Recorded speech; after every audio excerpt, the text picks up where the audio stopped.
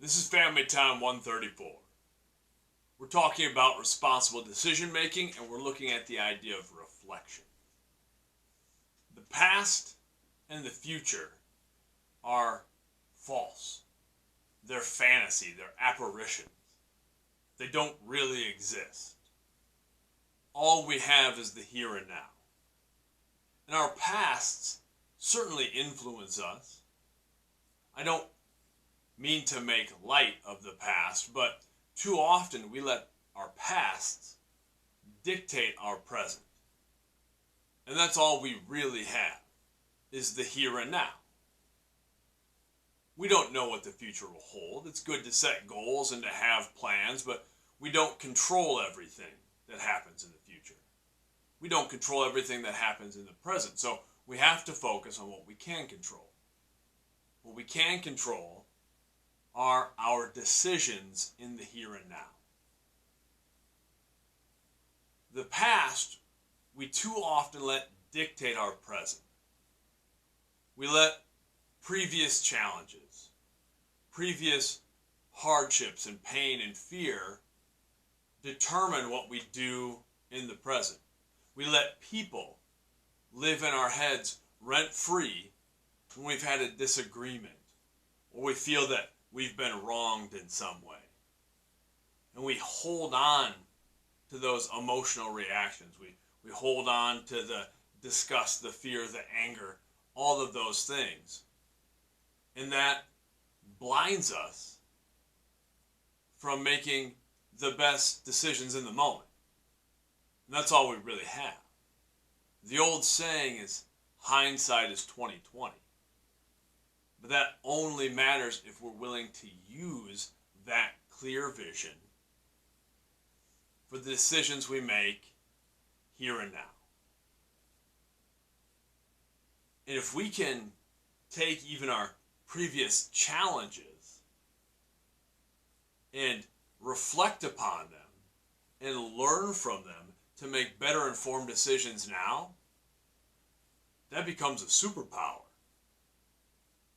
I think making mistakes, failing, falling down, being challenged, those things are so important because we learn from those things. And when we reflect upon them, we can decide, okay, what decisions did I make in those moments that helped or hurt? What were the consequences of my decisions, my actions? Then we can make better decisions now. And we learn the most, even when it's painful, we learn the most from those hardships and failures.